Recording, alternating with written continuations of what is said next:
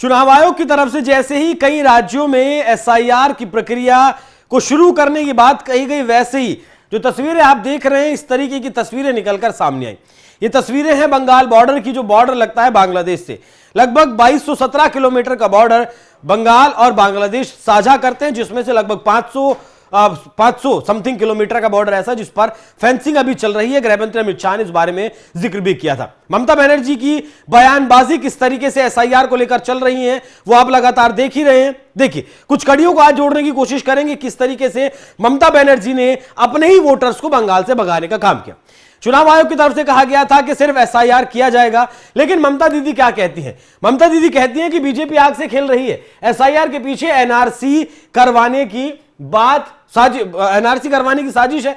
ममता बनर्जी ने दी ऐसी धमकी की खड़ा हुआ सियासी तूफान। यह सियासी तूफान तो बाद में खड़ा होगा, इससे पहले ममता दीदी का बंगाल में जो वोटर था वो भाग खड़ा हुआ। और ये जो तस्वीरें आपने देखी, ये फिलहाल लोग बांग्लादेश अपने अपने घरों को जा रहे हैं। कुछ लोग यहां, कुछ लोगों से बात भी, और कुछ लोग ऐसे भी निकलकर सामने आए जिन लोगों ने बताया कि वो पिछले 10-15 साल से यहां रह रहे हैं। उन्होंने चुनावों में भी यहां हिस्सेदारी ली है, चुनावों में भी भागीदारी ली है। इसी को लेकर फिर हेडलाइन बनती है कि पश्चिम बंगाल में एसआईआर की शुरुआत के बाद हजारों अवैध बांग्लादेशी प्रवासी भारत छोड़ गए हैं। आज चर्चा करेंगे उस पहली हेडलाइन पर जो ममता बनर्जी ने धमकी दी थी कि ये एसआईआर नहीं है, एनआरसी है। अब एनआरसी जैसे ही इन घुसपैठियों ने देखा कि एनआरसी होगा, तो ये दुम दबाकर यहां से भागना शुरू इन्होंने कर दिया। बंगाल ही देश का इकलौता ऐसा राज्य है जहां 104% तक का आधार कार्ड का रेशियो है। मतलब कहीं सरकार की नजर में अगर 100 लोग रह रहे हैं तो 104 वहां पर आधार कार्ड आपको देखने को मिलेंगे। बंगाल एकमात्र ऐसा राज्य है। बीजेपी का दावा है कि घुसपैठ 3 करोड़ तक ये हैं। एक एक कर आपको ये सारे दावे हम दिखाएंगे कि क्या फिलहाल चल रहा है, लेकिन उससे पहले कड़ियों को जोड़िए कि बंगाल में मार्च अप्रैल के वक्त में चुनाव होना है। घोषणा मोहम्मद यूनुस की तरफ से बांग्लादेश में भी ये की गई है कि फरवरी में वो वहां चुनाव करवाया जाएगा, चुनाव की प्रक्रिया वहां पर करवाई जाएगी। चुनाव आयुक्त को इसको लेकर ममता बनर्जी ने पत्र लिखा और कहा कि ये अनैतिक तरीके से आपका अनियोजित और जबरदस्ती एसआईआर वहां पर करवाया जा रहा है। कहीं बीएलओ की मौत भी वहां हो गई है, ऐसा भी आरोप यहां पर ममता बनर्जी की तरफ से लगाया गया।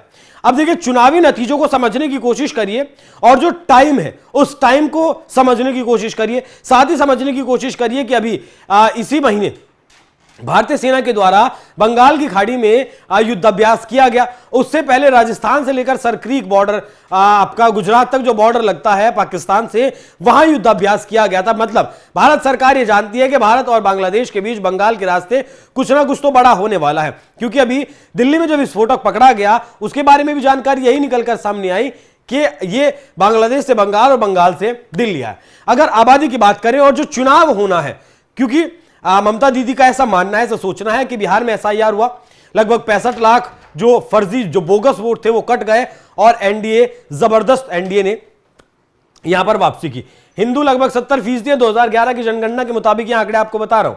मुस्लिम 27%, ईसाई 0.72% और बौद्ध 0.31%। लेकिन ये जो आंकड़ा है ये अब बढ़कर 30% पहुंच चुका है, ऐसा दावा किया जा रहा है। बात करें अगर 2021 में जो विधानसभा चुनाव हुआ था उसके परिणाम की, तो टीएमसी को 213 सीटें यहां पर मिली थी, 47.9% वोट शेयर यहां हुआ था। भारतीय जनता पार्टी को 77% यहां वोट मिली थी, 77 सीटें मिली थी और 38.1% वोट यहां बीजेपी को मिला था। सारा खेला जो 10% का वोटर है, लगभग 48% वोट बैंक जो था ममता बनर्जी का और 38% बीजेपी का, यही सारा खेला छिपा हुआ है। आपको धीरे धीरे ये बात समझ आएगी। बीएसएफ के मुताबिक पिछले 3 सालों में 22 से 25 में पश्चिम बंगाल में 2688 बांग्लादेशी पकड़े गए। कुल अनुमान कुछ स्रोत ये बताते हैं, लगभग, मतलब अगर कहें कि साफ तौर पर बीजेपी की तरफ से 3 करोड़ घुसपैठियों का देश में दावा है, जिसमें से 1 करोड़ 20 लाख बाकी राज्यों में चले गए, बाकी 1 करोड़ 80 लाख कहां है? बंगाल में। बीजेपी का राजनीतिक अनुमान, यह आपको मैंने पहले ही बताया है कि स्पेशल जो एसआईआर होना है, अभियान के कारण हजारों, लगभग 5000 से ज्यादा लोग बांग्लादेश सीमा में लौटे हैं। रोहिंग्याओं की अगर बात करें तो 40,000 का आंकड़ा है। बीजेपी का दावा है कि 17 लाख रोहिंग्या हैं जिसे ममता बनर्जी ने चुनौती दी है। मतलब रोहिंग्याओं की अगर बात करें तो उनमें से अधिकांश हैदराबाद में है या फिर आपका जम्मू कश्मीर में है, बंगाल में है। इस दावे को, बीजेपी के दावे को चुनौती दी है आपका ममता बनर्जी ने।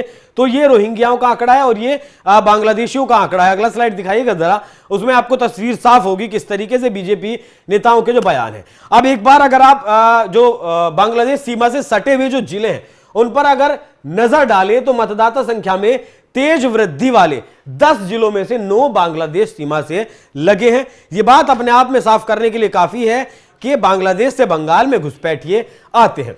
उत्तर 24 परगना, दक्षिण 24 परगना, मालदा, मुर्शिदाबाद, नादिया, उत्तरी दिनाजपुर, दक्षिण दिनाजपुर, कूच बिहार, जलपाईगुड़ी, यही वो 9-10 जिले हैं जिनमें आपको ज्यादातर दंगा फसाद, रामनवमी में हिंसा करने की बात हो या फिर और भी जो तमाम मामले हैं सीएए को लेकर हिंसा करने की बात हो, यही वो जिले हैं जहां से ज्यादातर दंगों की आग भड़कती है। इन जिलों में घुसपैठ के हॉटस्पॉट हैं बिराटी, मध्यम ग्राम और अखेरीगंज, ये यहां हॉटस्पॉट बताए जाते हैं। बीजेपी का दावा घुसपैठियों को लेकर क्या है? टीएमसी सरकार अवैध बांग्लादेशी रोहिंग्याओं को वोट बैंक के लिए संरक्षण देती है, जिससे बंगाल की जनसांख्यिकी बदल रही है। अमित मालवीय का कहना है कि ममता सरकार घुसपैठ को बढ़ावा दे रही है। गृहमंत्री अमित शाह का कहना है कि एसआईआर से घुसपैठियों को हटाया जाएगा, सभी को उनके देश वापस भेजा जाएगा। शुभेंदु अधिकारी का क्या कहना है? लव जिहाद और धार्मिक जिहाद से जनसांख्यिकी का परिवर्तन यहां पर इन घुसपैठियों के द्वारा हो रहा है। बीजेपी का अनुमान है कि 3 करोड़ घुसपैठी हैं जो नौकरियों और वोट छीन रहे हैं। एसआईआर से हजारों लोग भाग चुके हैं। बीजेपी का यह भी कहना है कि असली बंगाली हिंदू या मुसलमान के वोट बचाने के लिए एसआईआर की प्रक्रिया बहुत ज्यादा जरूरी है। चुनावी नतीजों पर घुसपैठियों का असर क्या, उसकी अगर हम बात करें तो सीमावर्ती जिलों में मतदाताओं की संख्या लगातार बढ़ रही है। असामान्य तौर पर यह वृद्धि देखने को मिली है। टीएमसी को फायदा ये वोटर पहुंचाते हैं। 2021 में बीजेपी के वोट शेयर में जो कमी आई थी वो इसी वजह से आई थी, क्योंकि 2021 के विधानसभा चुनाव में कहा गया था कि बीजेपी सबसे बड़ी पार्टी बनकर बंगाल में उभर सकती है। लेकिन बीजेपी कहां सीमित रह गई? बीजेपी में 77 सीटों पर सीमित रह गई। राजनीतिक बहस का जो मुद्दा है वो लगभग एसआईआर से हजारों प्रवासी भाग रहे हैं, इस बात में कोई कहने वाली बात नहीं है। बाकी अगर बात करें शुभेंदु अधिकारी के बयानों की, उनका कहना है कि बंगाल में लगभग 1 करोड़ रोहिंग्या प्रवासी, बांग्लादेशी, मुस्लिम वोटर, मृत वोटर, डुप्लीकेट एंट्री और फर्जी वोटर है। मतलब इनका कहना है कि जो आपकी मतदाता सूची है उसमें 1 करोड़ नाम ऐसे हैं जो हटाए जाने चाहिए। चुनाव आयोग को इन नामों को हटाना चाहिए। यह बिहार के एसआईआर अभियान के बाद उनका बयान आया था, जहां 50 लाख फर्जी वोटर पकड़े गए थे। ऐसा उनका दावा था। उन्होंने कहा था कि 50,000 फर्जी आधार कार्ड वो चुनाव आयोग को सौंप चुके हैं। अधिकारी ने अनुमान लगाया था कि बंगाल में संख्या 1 करोड़ से ज्यादा हो सकती है। अगर शुभेंदु अधिकारी के बयान पर जाएं और ये मान लें 1 मिनट के लिए कि बंगाल में 1 करोड़ के लगभग घुसपैठिए हैं। बंगाल की कुल आबादी है लगभग 9 करोड़ 20 लाख के आसपास की बंगाल की आबादी है। इसमें से अगर 1 करोड़ घुसपैठिए हटा दे तो ये घटकर लगभग 8 करोड़ 20 लाख या फिर 8 करोड़ रह जाती है। और ऐसे में जो नतीजे बिहार में आए हैं वो नतीजे बंगाल में भी आए, इस बात के बारे में कहा जा सकता है। जांच में यह भी पता चला है कि कई लोग सालों से यहां रह रहे थे, आधार कार्ड इन्होंने हासिल कर लिए, यहां इन्होंने इनका जो है पहचान पत्र इनका बन गया, वोटर आईडी कार्ड इनका बन गया, बैंक खाते, पासपोर्ट तक इन लोगों ने 6,000 रुपए से 10,000 रुपए तक में बनवा लिए। और बंगाल में फर्जी आधार कार्ड बनवाना कोई बहुत बड़ी बात नहीं है। अब दूसरी तरफ चले, बांग्लादेश में भी उसी वक्त पर चुनाव है और जो युद्धाभ्यास सेना कर रही है, अब ये जब लोग जाएंगे, जाहिर सी बात है बंगाल सटा हुआ है बांग्लादेश से, उसी सीमा के पास उन सीमावर्ती जिलों का आपको दिखाया कि किस तरीके से वहां बहुत ज्यादा वृद्धि वोटरों में, जनसंख्या में हुई है। अब बांग्लादेश में भी सीमावर्ती जिलों में, सीमावर्ती इलाकों में ही जाएंगे। और चिकन नेक को लेकर फिलहाल बहुत गंभीर मसला चल रहा है। जिस तरीके से पाकिस्तान के आतंकवादी चिकन नेक का दौरा कर रहे हैं, बांग्लादेश के जो सेना प्रमुख हैं वो चिकन नेक का दौरा कर रहे हैं और चिकन नेक को भारत से तोड़ने की बात भी कई बार पाकिस्तान हो, चीन हो या फिर भारत में बैठा हुआ एक धड़ा हो, वो इस बात को कह चुका है। तो भारत सरकार को यह अंदेशा है कि यह भीड़ कहीं ना कहीं जाकर चिकन नेक पर बैठेगी और उस वक्त जब वहां अगर कुछ भी होता है तो उस वक्त एक तो भारत के पास अपनी चिकन नेक को और ज्यादा बड़ा करने का एक बहुत स्वर्णिम मौका होगा। दूसरा, ये जो गंदगी उधर भागेगी, इस गंदगी को वापस से बांग्लादेश भेजने का भी एक सुनहरा मौका हो सकता है। क्या यही कारण है कि बंगाल की खाड़ी में भारतीय सेना के द्वारा युद्धाभ्यास किया गया?